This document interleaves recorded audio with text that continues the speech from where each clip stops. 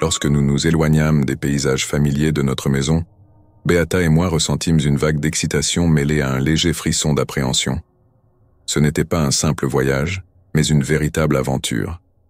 Nous savions tous les deux que cette expédition vers Annecy pour rendre visite à ma grand-mère pourrait se révéler unique. La longue route qui s'étendait devant nous semblait pleine de mystères et de surprises imprévues. À chaque kilomètre parcouru, notre curiosité grandissait. À cet instant, tout ce que nous apercevions par les fenêtres de la voiture semblait empli de possibilités. Nous nous demandions quel nouveau paysage nous attendrait, quelles personnes nous pourrions croiser en chemin. Cependant, à mesure que les heures passaient et que le compteur kilométrique augmentait, notre enthousiasme initial s'émoussa peu à peu. Les longues lignes droites qui nous paraissaient si excitantes au départ devinrent monotones. Quant au GPS, qui nous inspirait tant de confiance, il commença à nous guider sur des routes de plus en plus étroites et sinueuses. Nous nous retrouvâmes entourés d'arbres identiques, empruntant des virages qui semblaient sans fin. Nous n'avions même pas encore quitté la région Auvergne-Rhône-Alpes que nous commencions à sentir que quelque chose n'allait pas. Au début, nous ignorâmes ce malaise, en le mettant sur le compte d'un problème technique du GPS, mais à chaque détour, il devint de plus en plus évident que nous n'étions pas sur le bon chemin. J'avais fait preuve d'une foi aveugle envers le GPS, suivant ses instructions sans me poser de questions. Même lorsqu'il nous fit quitter la route principale pour nous engager sur un sentier isolé, je ne m'étais pas inquiété. Ce n'est qu'en réalisant que nous tournions en rond que je compris que quelque chose clochait vraiment. C'était comme un mauvais rêve, le genre où chaque chemin vous ramène inévitablement à votre point de départ. Malgré tout, nous essayions de garder le moral. Nous rions de nos piètres compétences en navigation et des bizarreries des routes rurales, essayant de transformer cette mésaventure en anecdote amusante. Mais plus les heures s'écoulaient, et plus le soleil se couchait à l'horizon, plus notre bonne humeur faisait place à un sentiment d'inquiétude. Les ombres s'allongeaient, plongeant les alentours dans une atmosphère de mystère et de menace. Les routes, autrefois simples, devenaient de plus en plus tortueuses et semblaient s'étirer à l'infini, comme si notre voyage ne devait jamais se terminer. Le pire, c'était le niveau de carburant dangereusement bas. La jauge de carburant s'alluma et nous n'avions aucune idée de l'endroit où trouver la station-service la plus proche. La véritable source de stress n'était pas tant de nous être égarés, nous étions convaincus qu'en persévérant, nous finirions par retrouver notre chemin, mais bien la réserve de carburant qui s'épuisait. Ce voyant orange nous terrifiait. Nous étions perdus en pleine campagne, entourés uniquement d'arbres. Pas une maison, pas une ferme, pas même une indication d'activité humaine. Nous avions exploré toutes les routes possibles dans cette zone, sans aucun succès. Nos tentatives pour nous repérer grâce à des points de référence comme des collines ou de grands arbres furent vaines. Je serrais le volant de toutes mes forces, cherchant désespérément une solution. Où avions-nous mal tourné? Comment retrouver la route principale? La nuit s'épaississait autour de nous, rendant la visibilité de plus en plus difficile. Je pouvais sentir l'inquiétude de Beata, palpable depuis le siège passager. Elle fixait l'écran du GPS, comme si elle espérait qu'il finirait par afficher miraculeusement une issue. Avec chaque minute, la panique montait. Nous étions complètement isolés, sans signal téléphonique et donc incapables d'appeler à l'aide. La route semblait jouer contre nous, changeant et tournant sans fin, comme si elle cherchait à nous piéger. Mon cœur battit violemment lorsque le voyant de carburant s'alluma, nous avertissant que nous roulions sur les dernières gouttes. La voiture trembla légèrement, alors que la lumière orange persistait. « Mon Dieu !» murmura Beata, serrant fermement mon bras. « Ne t'inquiète pas », dis-je d'un ton que je voulais rassurant. « Ça pourrait être pire. »« Arrête de dire ça. Qu'est-ce qui ne va pas chez toi ?» rétorqua-t-elle, plus sèchement qu'elle ne l'aurait voulu. « Désolé, soupirai-je. J'essaie juste de rester optimiste. Tout ira bien, je te le promets. »« Et maintenant, on fait quoi ?» demanda-t-elle d'une voix tremblante. « Je ne sais pas, » admis-je doucement. « Pour l'instant, on doit essayer de rester calme et réfléchir. » Finalement résigné, je garai la voiture sur le bord de la route, entouré d'une forêt dense et sombre. Nous nous prîmes la main et respirâmes profondément, tentant de calmer nos esprits tourmentés. Soudain, nous vîmes quelques animaux passer près de la voiture. Un lapin bondit rapidement, suivi au loin par une chouette, semblant traquer sa proie. Dans une autre direction, un renard traversa furtivement, comme si ces créatures poursuivaient leurs activités nocturnes, insouciantes de notre situation désespérée. Ces scènes nous offrirent un court répit. Admirer cette vie sauvage, simple et indifférente, nous permit de nous détendre, ne serait-ce qu'un instant. Nous discutâmes de nos options qui se révélaient limitées. Finalement, nous décidâmes que le mieux serait de dormir dans la voiture jusqu'au lever du jour, en espérant que la lumière du matin nous aiderait à retrouver notre chemin. Compte tenu du faible niveau de carburant, il était hors de question de continuer à rouler à l'aveugle dans l'obscurité. Je repliai les sièges arrière et aménageai un espace confortable pour la nuit. Nous nous allongeâmes parmi nos bagages et nos manteaux. Nous trouvâmes même un peu de nourriture, ce qui remonta légèrement notre morale. Pourtant, au milieu de cette obscurité oppressante, je ne pouvais me débarrasser de cette sensation d'être observé. Les arbres semblaient se pencher au-dessus de nous, leurs branches craquant doucement sous l'effet du vent, comme s'ils murmuraient entre eux. À ce moment-là, je repensais aux animaux aperçus un peu plus tôt. Peut-être que c'étaient eux qui nous observaient, le lapin, le renard, la chouette. Ces créatures, sans doute peu habituées à voir une voiture stationnée au milieu de nulle part pour la nuit, avaient attiré mon attention. Leur présence, étrangement, m'apporta une petite consolation. S'il y avait des lapins et des renards ici, il était peu probable que de plus grands prédateurs rôdent dans les parages. Malgré cette pensée rassurante, nous restions enfermés dans notre voiture, en plein milieu de la forêt. Notre seul abri n'offrait aucune réelle protection contre ce qui pouvait se trouver dehors. C'était terrifiant. La nuit tombée, nous étions complètement vulnérables, sans savoir ce que le lendemain nous réservait. Le temps s'écoulait lentement, chaque minute semblait durer 1 heure. Une tension persistante s'installait. Les ombres des arbres, autrefois tranquilles et apaisantes, prenaient maintenant une allure menaçante, presque malveillante. Le vent faisait craquer les branches, et leurs silhouettes projetées sur les vitres du véhicule semblaient animées, comme si quelque chose se mouvait parmi elles. Beata, malgré ses efforts pour rester courageuse, me serrait la main de temps à autre, ses respirations devenant plus rapides. Ses yeux fixés le pare-brise, scrutant l'obscurité comme si elle s'attendait à y voir surgir quelque chose. Quant à moi, je n'arrivais pas non plus à me calmer. Nous étions blottis l'un contre l'autre, silencieux, mais cette tranquillité était si profonde que chaque petit bruit résonnait comme un écho dans toute la forêt. La nuit était ponctuée de sons occasionnels, le ululement d'une chouette, le bruit d'un avion quelque part dans le ciel. Ces bruits lointains, provenant d'un monde civilisé que nous avions quitté pour cette aventure, semblaient appartenir à un autre univers.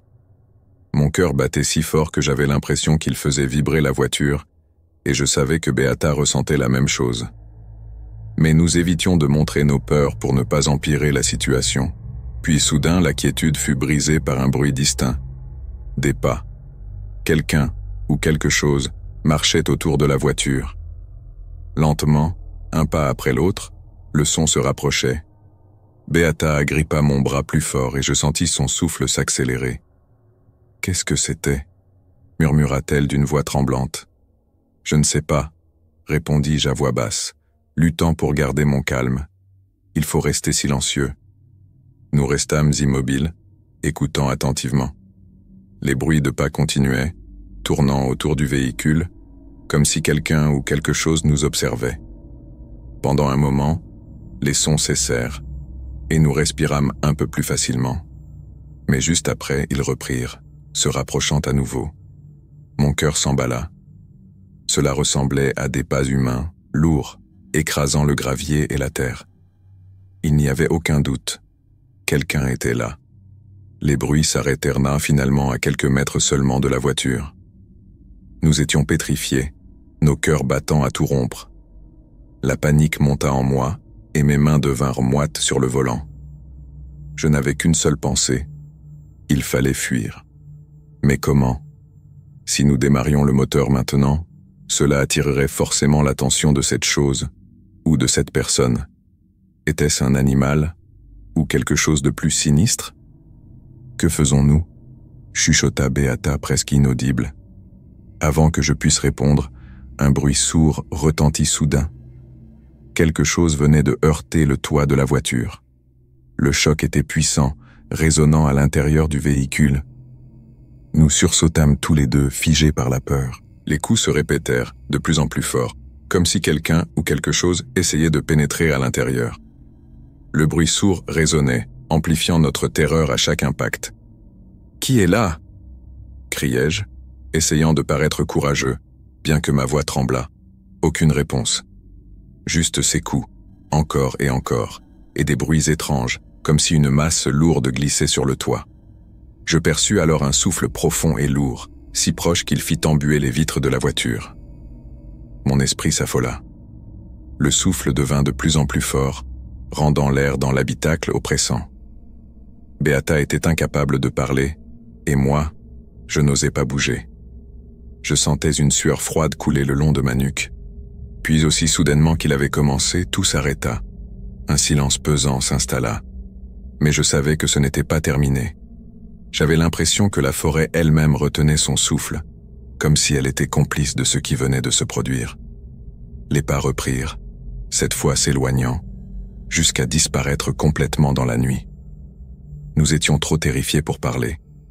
Nos mains restaient fermement entrelacées, nos regards fixés sur l'obscurité à l'extérieur. Beata était blême, ses yeux écarquillés par la peur.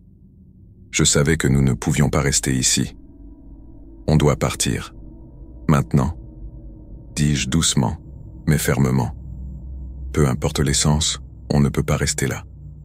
Sans hésiter, Beata commença à ranger nos affaires en tremblant. Je me glissai derrière le volant et tournai la clé pour démarrer le moteur. Lorsqu'elle fut prête, elle s'installa à mes côtés et je démarrai immédiatement. Nous quittâmes les lieux, roulant à une allure modérée pour économiser le peu de carburant qu'il nous restait. Nous étions seuls sur cette route déserte, mais je ne pouvais me débarrasser de l'impression que quelque chose nous suivait, caché dans l'ombre des arbres. Même lorsque nous fûmes loin de cette clairière, le sentiment d'être observé persistait. Le clair de lune éclairait la route devant nous, mais l'obscurité environnante semblait vouloir nous retenir. Le voyant d'essence clignotait, et je savais que nous n'irions pas loin. Quelques kilomètres plus tard, nous trouvâmes une petite clairière. Je décidai de nous y arrêter brièvement pour réfléchir à la suite. Bien que le calme semblait revenu, ni Beata ni moi ne pouvions vraiment nous détendre. Quelque chose n'allait pas, comme si les ombres de la forêt gardaient un œil sur nous. J'essayais de fermer les yeux, mais les événements de la nuit tournaient en boucle dans mon esprit, m'empêchant de trouver le sommeil. Au petit matin, alors que le soleil commençait enfin à percer à travers les arbres, nous vîmes quelque chose qui me glaça le sang. Les vitres de la voiture étaient recouvertes de traces grasses de mains, comme si quelqu'un nous avait observés toute la nuit pendant que nous tentions de nous reposer. « Mon Dieu !» murmura Beata, les yeux fixant ses empreintes. Nous restâmes un long moment silencieux, pétrifiés, fixant ces marques. Était-ce quelqu'un, ou quelque chose, qui nous avait trouvés? Ces empreintes étaient-elles déjà là avant que nous nous arrêtions? Impossible de le savoir. Mais une chose était certaine, il fallait quitter cet endroit au plus vite. Sans perdre de temps, nous rassemblâmes nos affaires et reprîmes la route, même si le réservoir était presque vide. Le moteur toussait par moments, et je priais en silence pour que nous ayons assez d'essence pour atteindre le prochain village. La route restait étroite et sinueuse, mais le lever du soleil dissipait peu à peu l'obscurité oppressante de la forêt. Après une quinzaine de minutes de conduite, nous aperçûmes un mouvement au loin. En nous approchant, nous découvrîmes une vieille cabane en bois, devant laquelle se tenait un homme. Il semblait être un garde forestier, vêtu d'un uniforme vert et portant un chapeau orné d'une plume. Je ressentis un grand soulagement, mais restai sur mes gardes. Je garai la voiture près de lui et baissai la vitre. « Bonjour » dis-je d'un ton hésitant. « Excusez-moi de vous déranger, mais nous sommes perdus et presque à court d'essence. Pouvez-vous nous aider » Le garde forestier nous observa sous ses épais sourcils. « Vous n'êtes pas d'ici, n'est-ce pas » demanda-t-il avec un léger sourire. « Non, Nous allons à Annecy pour rendre visite à ma grand-mère, mais le GPS nous a menés n'importe où, expliquai-je. Ces nouvelles technologies, il hocha la tête avec un air amusé. Elles se perdent souvent dans ces montagnes, mais ne vous inquiétez pas, la route principale n'est pas très loin. Je peux vous montrer un raccourci. Beata soupira de soulagement. Ce serait formidable. Y a-t-il une station-service dans les environs? Oui, il y en a une dans le village voisin. Vous avez juste assez d'essence pour y arriver, répondit-il avec assurance. Il nous indiqua le chemin en détail, expliquant où tourner et quelle route emprunter. Nous le remerciâmes chaleureusement avant de reprendre la route. Peu à peu, je sentis la tension me quitter, et Beata semblait également plus détendue. Quelques kilomètres plus loin, nous débouchâmes enfin sur une route plus large, et peu après, nous arrivâmes dans un petit village. C'était une charmante bourgade montagnarde, avec des maisons en bois et des cheminées dégageant une odeur de feu de bois. À l'entrée du village, nous trouvâmes une station-service. Je remplis le réservoir tandis que Beata restait dans la voiture, encore sous le choc des événements.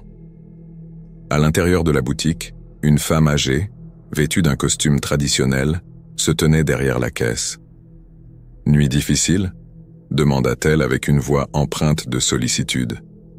Je la regardais, surpris.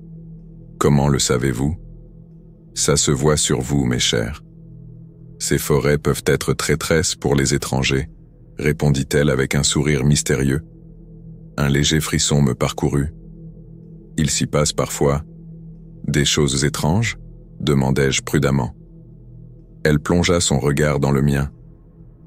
Les légendes parlent d'esprits et d'anciennes âmes errantes dans les bois. Mais ce ne sont que des histoires pour les touristes, dit-elle en riant doucement.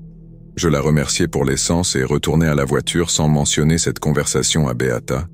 Je ne voulais pas l'inquiéter davantage. Nous reprîmes la route, espérant que cette mésaventure était derrière nous.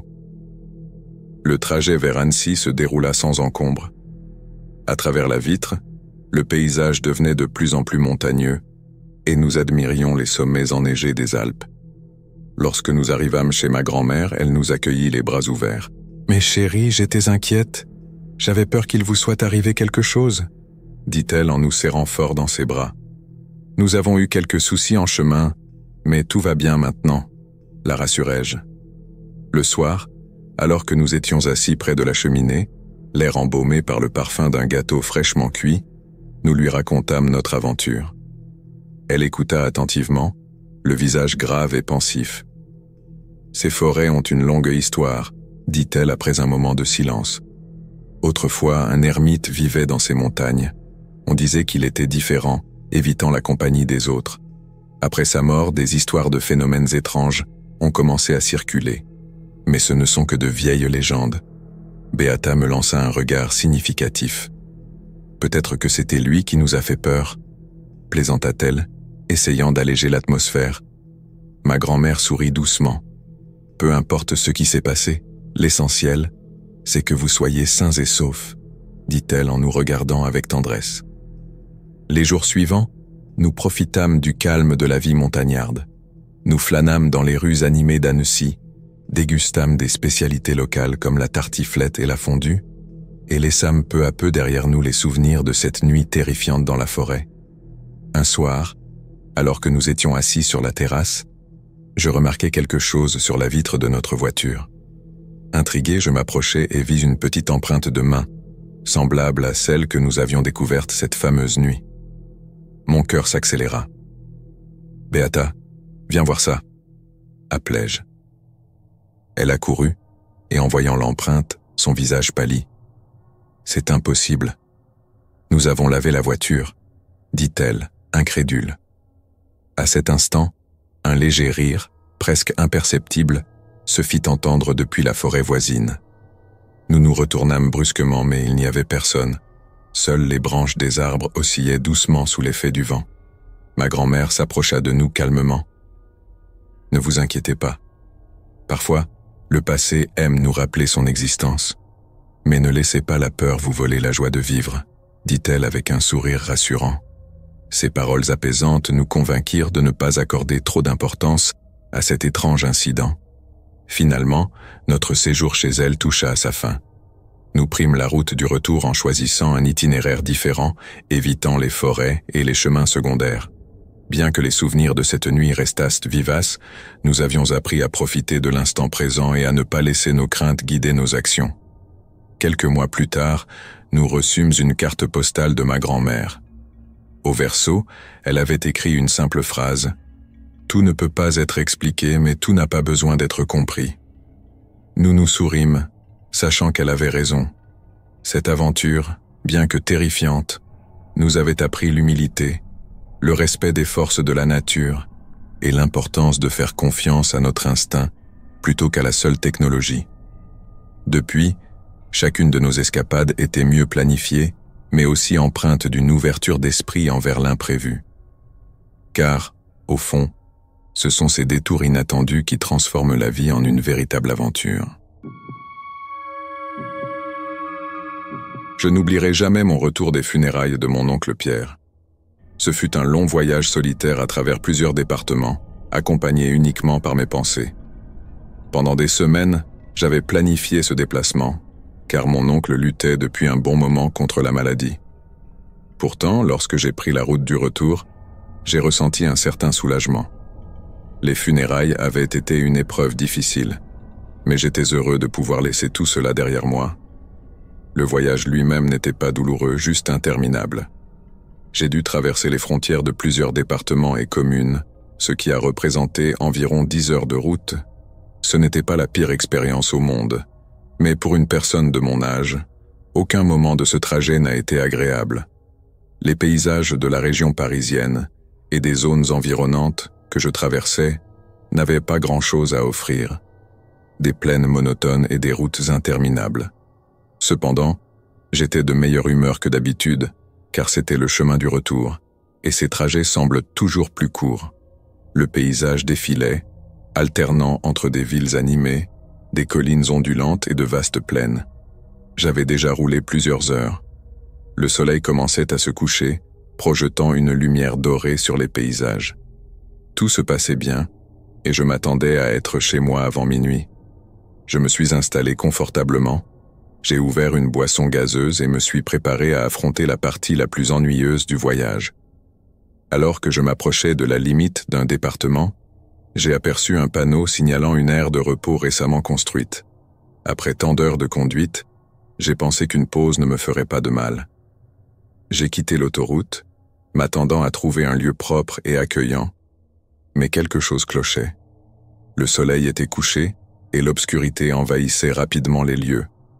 Les lumières de l'air venaient tout juste de s'allumer, révélant un environnement désertique, à l'exception de quelques voitures éparpillées. L'endroit était moderne, mais une atmosphère oppressante s'en dégageait. J'ai essayé de l'ignorer, me disant que j'étais simplement fatigué. Pourtant, en m'approchant du bâtiment, j'ai remarqué un groupe d'hommes qui se tenaient à côté. Leur regard exprimait un mélange de curiosité et d'hostilité. Ne voulant pas attirer l'attention, j'ai évité tout contact visuel et me suis dirigé directement vers l'entrée. À l'intérieur, c'était silencieux, et l'éclairage vacillant ajoutait une note sinistre à l'ambiance. En me rendant aux toilettes, j'avais la désagréable impression d'être observé à chaque pas. Les néons au plafond clignotaient, et l'air était lourd, saturé de l'odeur des produits de nettoyage. J'ai fait ce que j'avais à faire et ai immédiatement ressenti un soulagement d'être seul. Ce sentiment fut cependant de courte durée.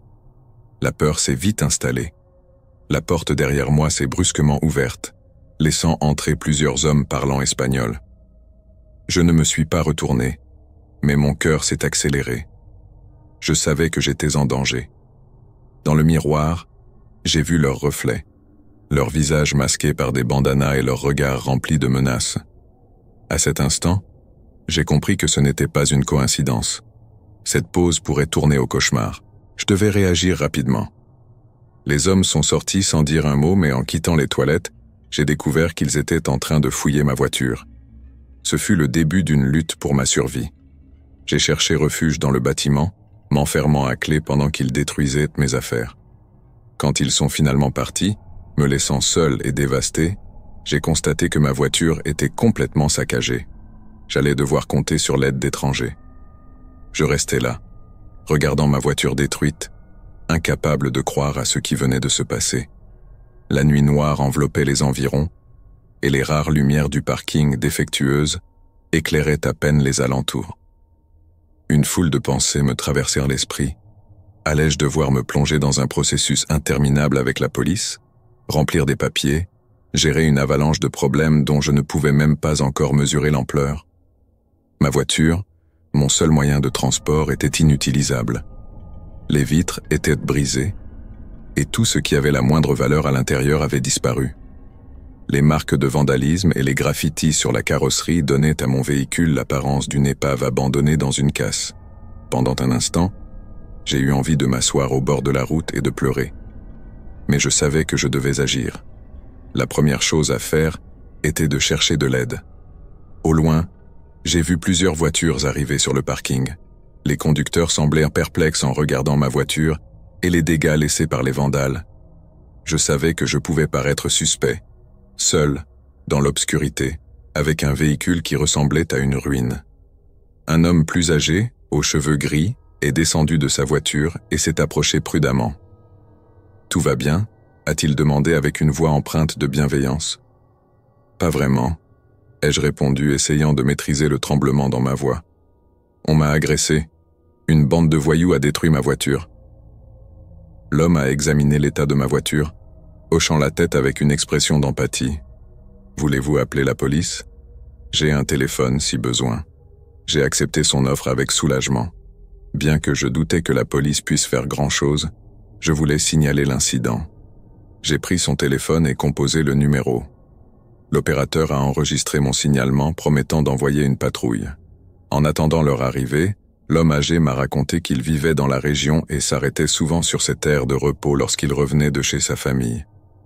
Quand la police est enfin arrivée, ils ont pris ma déposition, mais j'ai immédiatement senti qu'ils ne prenaient pas l'affaire au sérieux. L'un des agents, jeune et visiblement inexpérimenté, a déclaré avec lassitude « Ça ressemble à un cas classique de vandalisme. Nous rédigerons un rapport, mais ne vous attendez pas à une résolution rapide. Ce genre d'incident est fréquent sur les routes. » Je sentis une vague de frustration monter en moi. Après tout ce que je venais de vivre, l'indifférence des policiers fut comme un coup de massue. Ils prirent quelques photos mais n'entreprirent aucune enquête approfondie. Devant leur attitude, je compris que je serais seul pour affronter toutes les conséquences de cette nuit. Lorsque les agents repartirent, me laissant avec un rapport à la main, je dus organiser de l'aide par mes propres moyens. Heureusement, l'homme âgé qui m'avait prêté son téléphone connaissait une entreprise locale de dépannage. Il appela un de ses contacts et une dépanneuse arriva dans l'heure.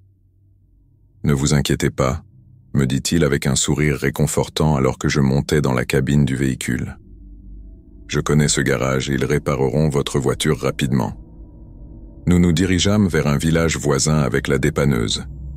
Épuisé et abattu, je ressentais néanmoins un léger soulagement à l'idée que ce cauchemar arrivait à sa fin.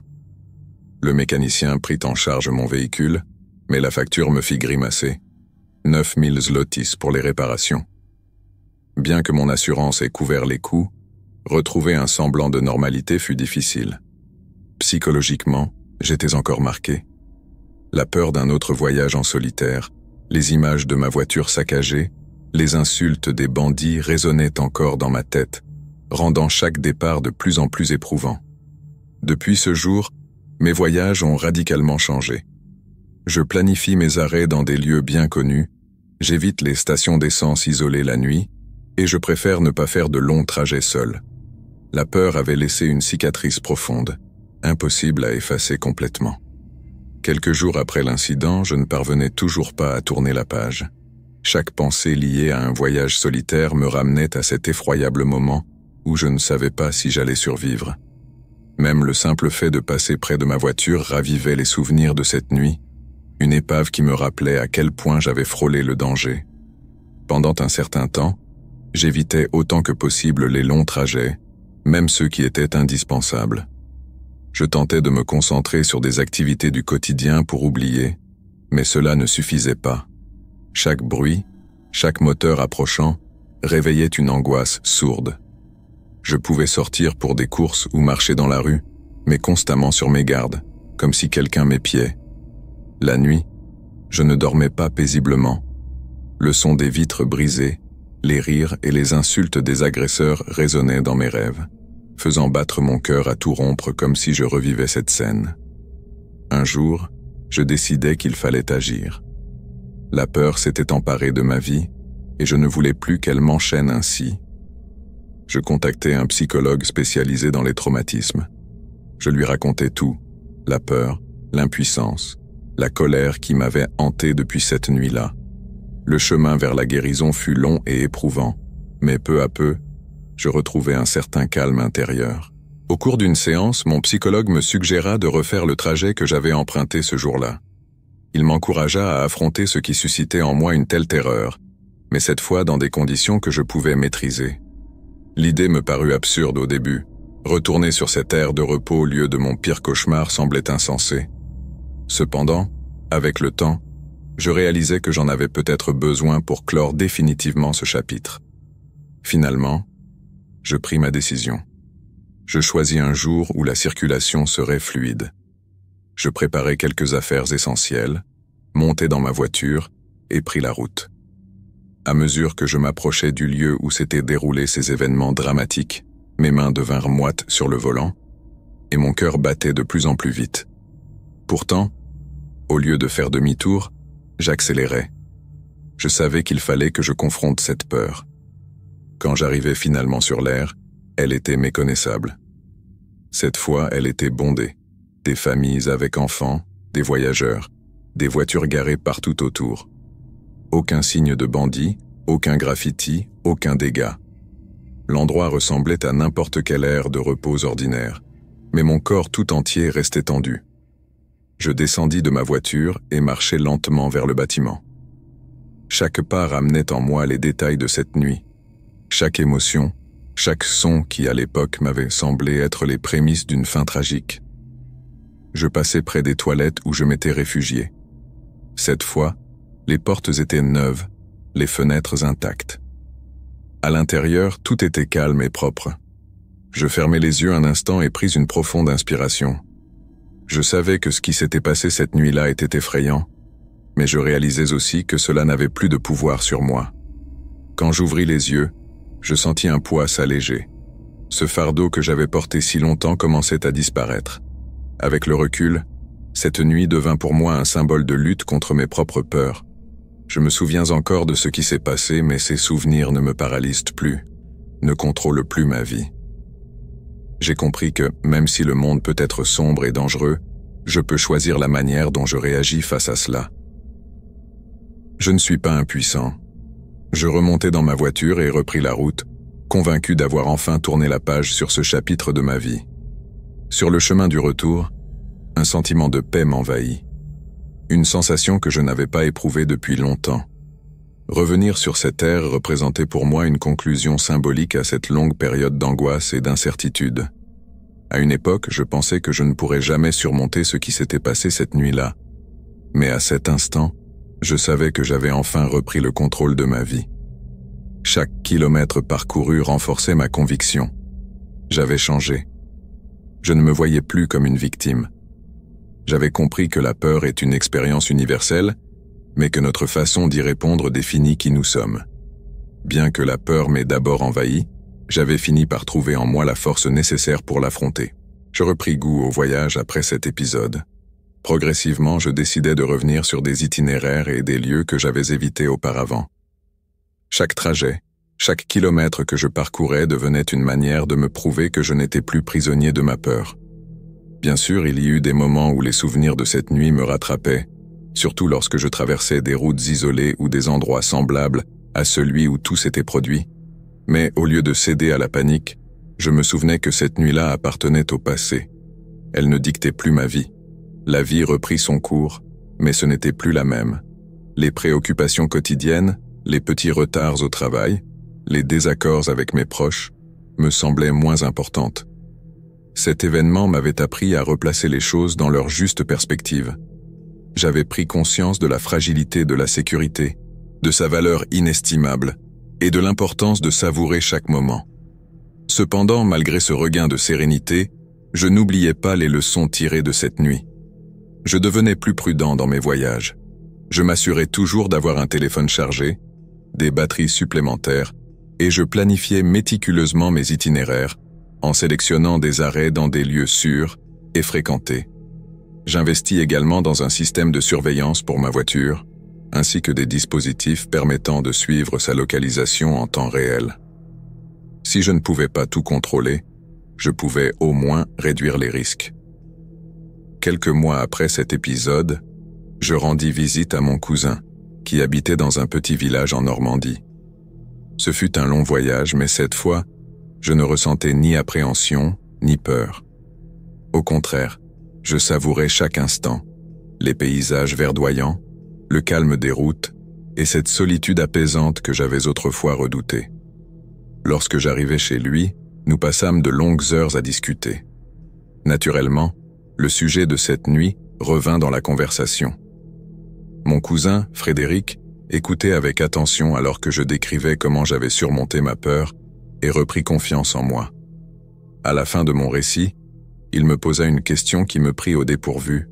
« Et si tu te retrouvais à nouveau face à une situation comme celle-là, que ferais-tu » Je réfléchis un moment. La vérité était que je ne pouvais pas prédire ma réaction dans une telle circonstance. Peut-être aurais-je encore peur, peut-être chercherais-je à fuir. Mais il y avait une chose dont j'étais sûr, je ne laisserai pas la peur dicter ma vie. Je pense que je ferai ce qu'il faut, répondis-je avec un sourire.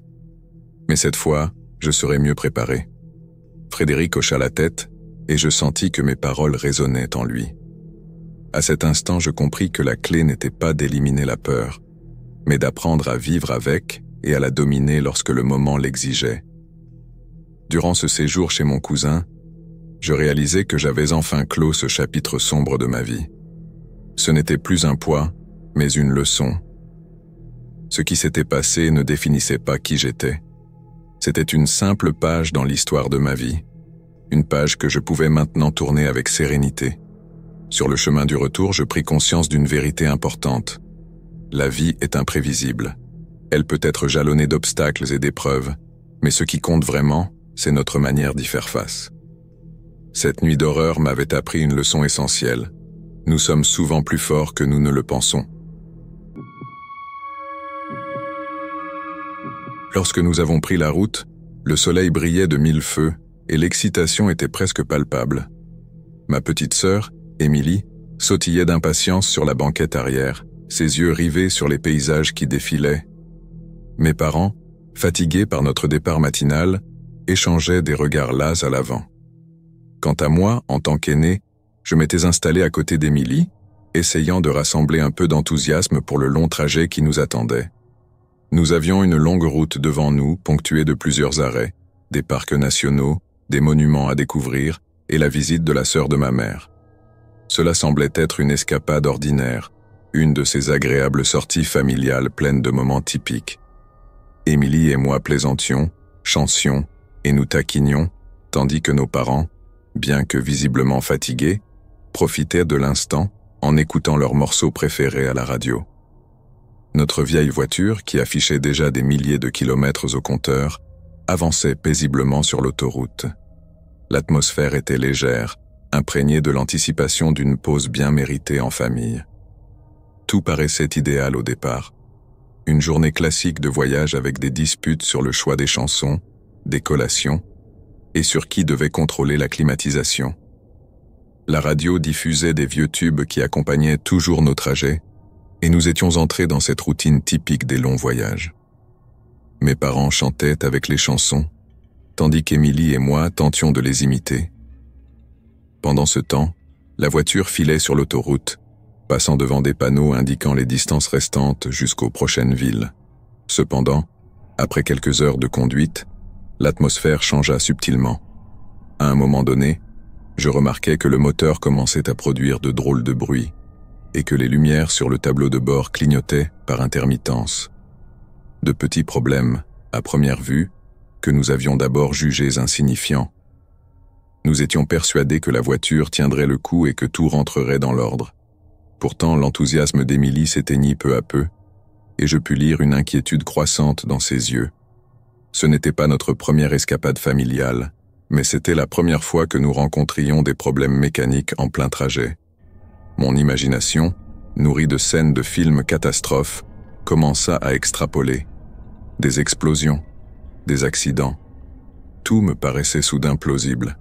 « Papa, qu'est-ce qu'il se passe ?» demanda Émilie d'une voix inquiète. « Ce n'est qu'un petit problème, ma chérie, » répondit-il calmement, bien que son front plissé trahît son réel souci. « On s'arrêtera au prochain arrêt pour vérifier. » À mesure que nous avancions, les dysfonctionnements de la voiture devinrent plus marqués. La radio se mit à grésiller, et la climatisation ne soufflait plus que de l'air chaud. Nous commencions à gigoter sur nos sièges, cherchant en vain un moyen de nous rafraîchir. Mes parents échangèrent des regards de plus en plus contrariés. Leurs inquiétudes devenaient visibles, et cette tension commençait à se transmettre à Émilie et à moi. Il était clair que quelque chose n'allait pas.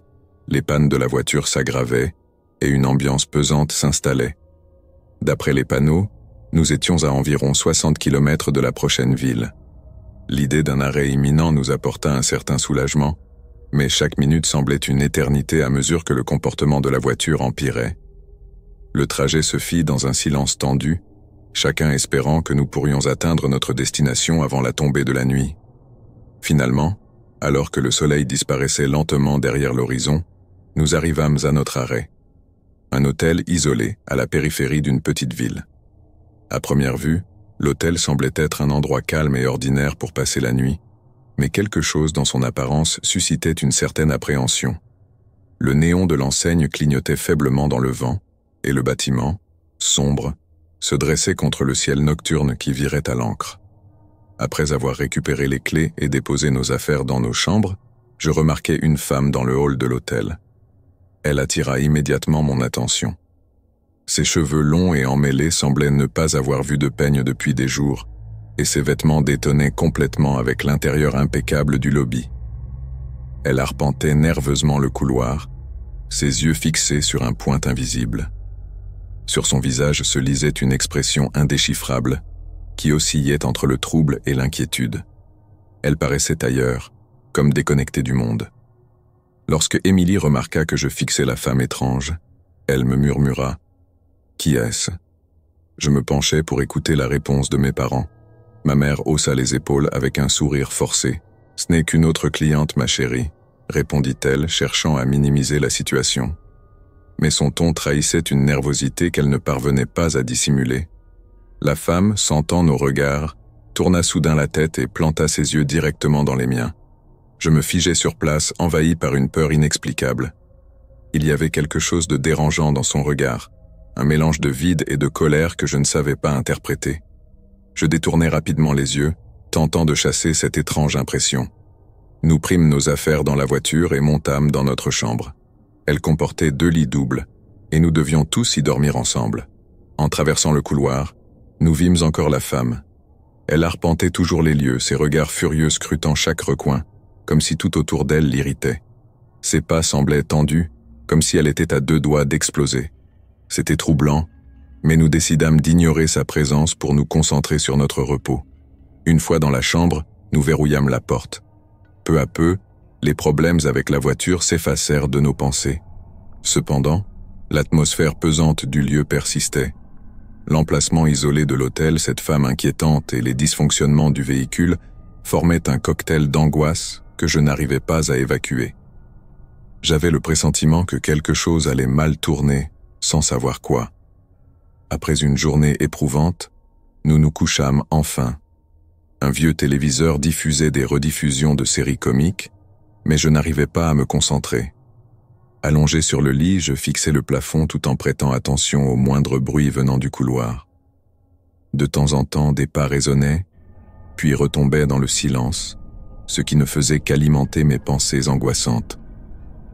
La nuit se passa sans incident, bien que mes rêves fussent agités. À l'aube, nous nous réveillâmes tôt et descendîmes pour profiter du petit déjeuner offert par l'hôtel. Pour moi, en tant qu'enfant, c'était toujours un des meilleurs moments des voyages, des céréales à volonté et des verres de lait frais. La matinée semblait débuter sous de meilleurs auspices, comme si les étranges événements de la veille n'était qu'un mauvais souvenir. Cependant, lorsque nous fûmes prêts à reprendre la route, notre voiture faillit ne pas démarrer. Le moteur toussait et s'interrompait, comme s'il était au bord de la panne définitive. Le visage de mon père se ferma sous le coup de la frustration, tandis que ma mère tentait de nous rassurer en disant que nous trouverions vite un garagiste. Mais au fond, je savais qu'elle aussi était inquiète. Nous roulâmes tant bien que mal, mais après quelques kilomètres, la voiture rendit l'âme et s'immobilisa sur le bas-côté. Un silence pesant s'abattit, troublé uniquement par le bruit du moteur qui refroidissait.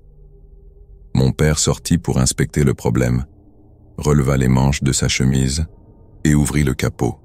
Après plusieurs minutes, il se redressa, essuya la sueur de son front et annonça, visiblement contrarié, « Je crois qu'on est coincé. » Autour de nous, il n'y avait rien d'autre que la chaleur écrasante qui faisait onduler l'asphalte.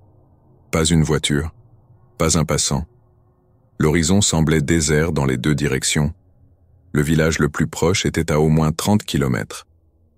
Mon père prit alors une décision. Il marcherait jusqu'à trouver de l'aide.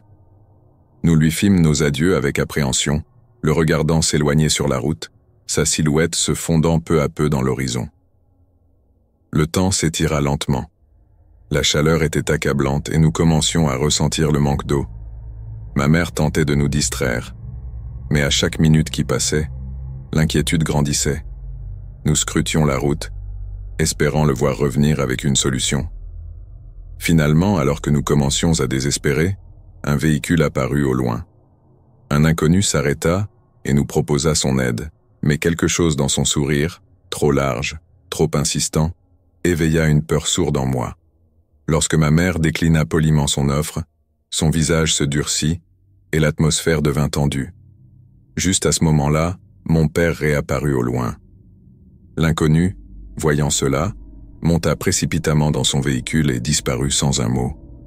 Avec l'aide d'un mécanicien que mon père avait trouvé sur sa route, nous réussîmes à redémarrer la voiture.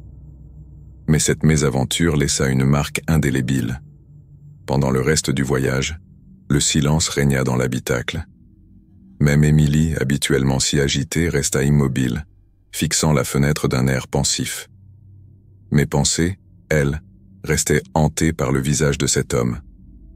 Ce sourire étrange, cet éclat inquiétant dans son regard. Il était parti, mais son souvenir pesait toujours sur moi comme une ombre.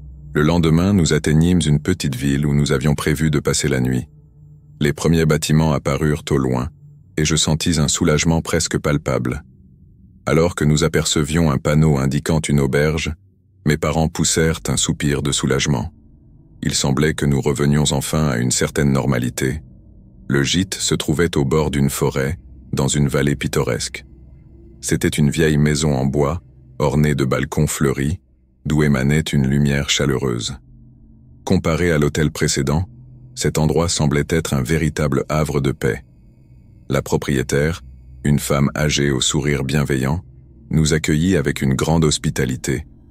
Elle nous conduisit à une chambre douillette avec une vue imprenable sur les montagnes. Pour la première fois depuis des heures, je me sentis en sécurité, tandis que ma mère déballait nos affaires et que mon père discutait avec la propriétaire des attractions locales. Je m'assis sur le lit pour essayer de me détendre. Émilie, fidèle à elle-même, retrouva son énergie habituelle et se mit à sautiller dans la pièce, comme pour rattraper le temps perdu.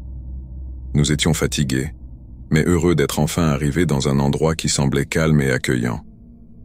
La nuit au gîte se déroula sans encombre. J'eus enfin l'impression que nous pouvions tourner la page sur les événements étranges de la route. Mais au petit matin, alors que nous descendions pour prendre le petit déjeuner, mon père remarqua quelque chose qui fit remonter en moi un frisson d'angoisse. Sur le capot de notre voiture, garée devant le gîte, on pouvait distinguer des traces de mains grasses. Ces empreintes étaient nettes, fraîches, comme si quelqu'un s'était tenu là récemment. « Quelqu'un a touché la voiture cette nuit ?» demanda mon père en se tournant vers la propriétaire qui venait nous saluer. Elle fronça les sourcils et secoua la tête. « Non, je n'ai rien vu. La nuit a été calme, comme d'habitude, » répondit-elle avec un ton sincère mais soucieux. Mon père examina minutieusement la voiture. À part ces étranges empreintes, rien ne semblait anormal. Le moteur fonctionnait correctement, les portes étaient verrouillées, et aucun signe d'effraction n'était visible. Pourtant, savoir que quelqu'un avait pu s'approcher de nous en pleine nuit suffisait à raviver notre inquiétude. Était-ce un mauvais tour? Ou quelque chose de plus sinistre? L'ambiance, un instant légère, redevint tendue. Nous décidâmes de reprendre la route, mais cette fois nous étions plus vigilants que jamais. Mon père nous demanda de surveiller si nous étions suivis. Émilie, bien qu'un peu trop jeune pour comprendre toute la situation, sentait que quelque chose n'allait pas. Elle essayait de faire bonne figure, mais dans ses yeux je percevais une certaine inquiétude. À mesure que nous roulions, je ne pouvais m'empêcher de penser à ces empreintes. Étaient-elles liées à l'homme étrange que nous avions rencontré plus tôt? Était-il possible qu'il nous suive encore? Chaque kilomètre parcouru dans ce paysage sauvage semblait alourdir l'atmosphère dans la voiture. La route s'enfonçait de plus en plus dans une forêt dense, et les arbres formaient un tunnel oppressant. La lumière du soleil, autrefois éclatante, peinait maintenant à percer à travers les feuillages. Ce qui, le matin, ressemblait à une journée claire et prometteuse, se transformait en un après-midi sombre et inquiétant. Mes parents, habituellement bavards pour maintenir une ambiance détendue, gardaient un silence pesant. Après plusieurs kilomètres, nous tombâmes sur une voiture arrêtée au milieu de la route. C'était un vieux véhicule rouillé qui semblait abandonné à première vue, mais en nous approchant, nous remarquâmes qu'un homme était assis à l'intérieur. Sa tête était partiellement couverte par un chapeau, et ses mains reposaient sur le volant, immobile, comme s'il attendait quelque chose, ou quelqu'un.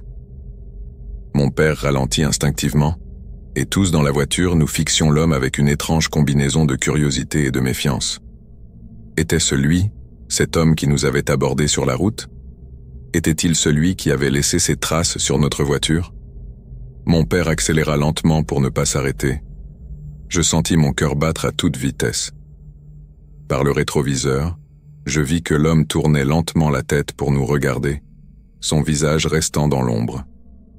Même si nous l'avions dépassé, son regard semblait nous suivre, lourd et insistant, comme s'il ne voulait pas nous laisser partir. La route devenait de plus en plus sinueuse, et la forêt, plus oppressante. Le soleil commençait à se coucher, projetant de longues ombres mouvantes sur l'asphalte. Bien que nous n'ayons plus vu l'homme ni son véhicule, son souvenir planait au-dessus de nous comme un nuage noir. Après des heures de conduite tendue, nous atteignîmes finalement un petit village. C'était un lieu presque fantomatique, avec des maisons en bois anciennes et des rues désertes. Mon père arrêta la voiture sur une petite place près d'une épicerie. Il entra acheter de quoi manger pendant que nous restions dans la voiture.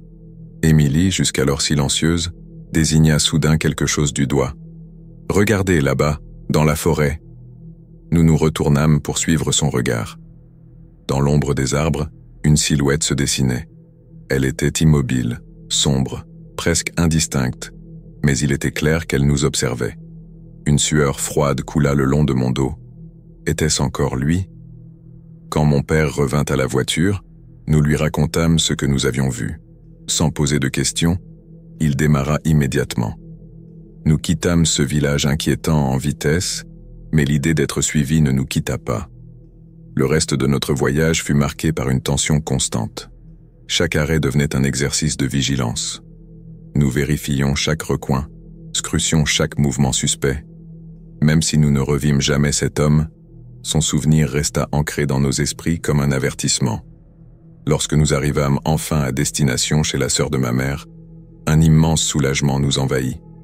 Nous étions de retour à la normalité, mais les événements des derniers jours laissèrent une empreinte indélébile. Aujourd'hui encore, en repensant à cette aventure, je ne peux m'empêcher de frissonner. Les routes ouvertes et les vastes paysages ont beau être synonymes de liberté, elles recèlent parfois des mystères qu'il vaut mieux ne jamais élucider.